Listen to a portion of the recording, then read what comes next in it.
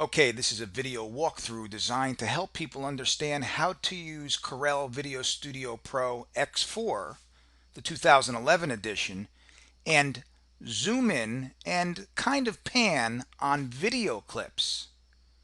Now, it was very difficult to figure out how to do this. I couldn't find anything online. And I know with Sony Vegas, pan and zoom is real easy. But with this program, it's not that easy. You have to configure one of the effects and you can accomplish the same goal.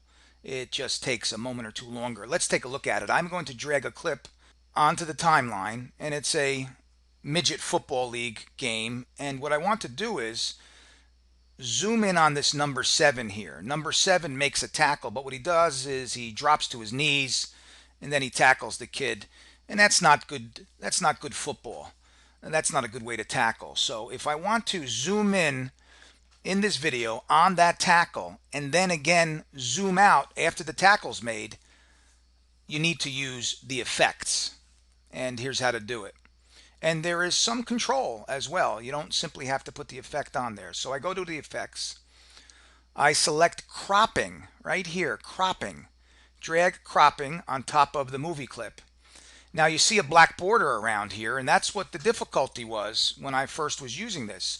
By default, you get this black border, but we can get rid of that. Simply double click on the video clip in the timeline and select Customize Filter right here in your workspace.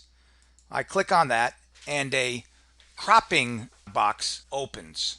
Now what we want to do is we want to use keyframes in order to zoom in on number 7 and then keyframes to zoom out on number 7. And if you even wanted to go left or right, you can do that as well. Let's see how we do that. First of all, you want to head over here and get rid of fill color. That's how we get rid of the black bars or the black crop around the video clip. Boom. Now you see we're zoomed in right on the line of scrimmage.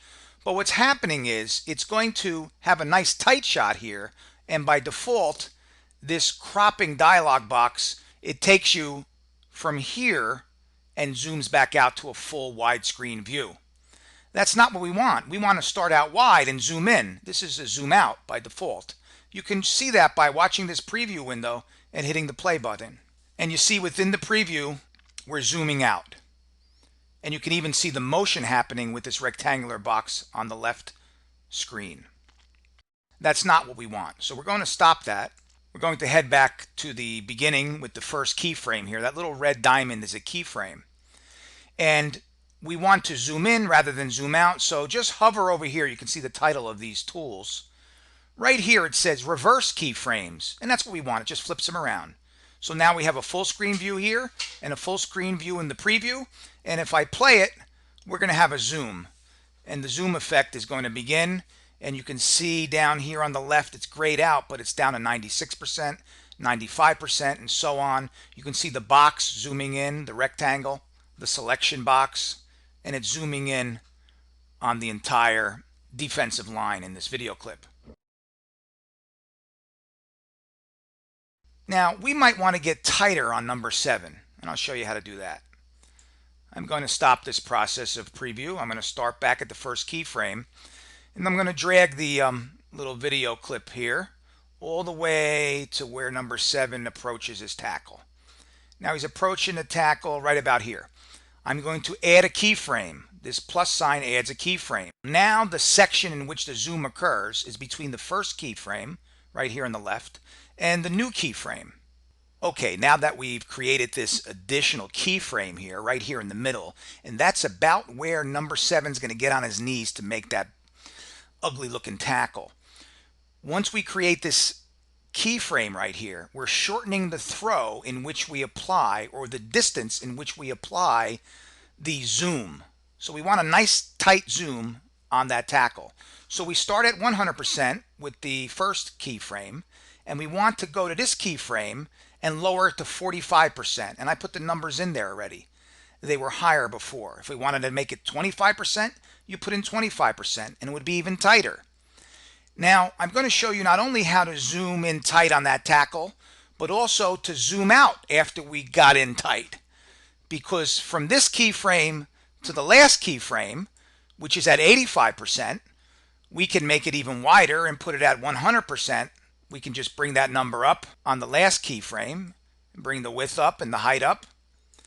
Now from here to here, the opposite effect will happen, the zoom out. So you have a nice zoom in on the tackle and a zoom out. Let's take a look how that all works. Go back to the first keyframe, press the play button. We start full screen. Here's the rectangle moving in to show us what's happening, and over here to show us exactly what we would see on the screen in the preview. We're moving into a nice tight shot of number 7. Instead of hitting him waist high and driving him back and wrapping his arms around the ball carrier, number 7, for some odd reason, drops to his knees. But anyway, that's what we want to highlight. He still makes the tackle, but it's not textbook. See that? We're nice and tight. The tackle's made. Some other players join in. Now we've moved from that keyframe. We're moving towards the last keyframe, and the numbers are going up. We're zooming out. Zoom in, zoom out. And although you won't find this in the manual, and you won't find this in the video tutorials, you can, with some degree of control, zoom in and zoom out using Corel Video Studio Pro. According to its official manual, you can only zoom in and zoom out on photographs. But I've shown you a way to do it on video clips, which can be very handy. And of course, if you move the rectangle and use the keyframes, you can also pan. Let me go to the keyframe. I'll go to this middle keyframe. And if you move your cursor here, you can also move that rectangle around. So it'll have the effect of not only zooming in, because you're going from 100% to 45% at this first keyframe, but it also will pan because you're starting with a wide keyframe and you move the keyframe towards the right. Now we wouldn't want to pan that much. I'll move it a little to here, and watch. You'll have not only a zoom, but a pan to the right. So not only can you zoom, you can zoom and pan. And we'll watch the zoom and pan to the right on number 7 as he makes that tackle.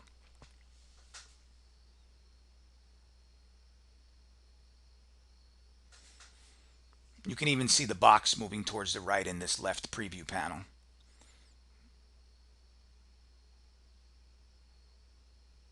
And there we go. There's that nice tight zoom developing. And we're moving a little bit towards the right. In fact, 7 will be on our left-hand side. Hey, I hope this was helpful. I know I struggled to find this information.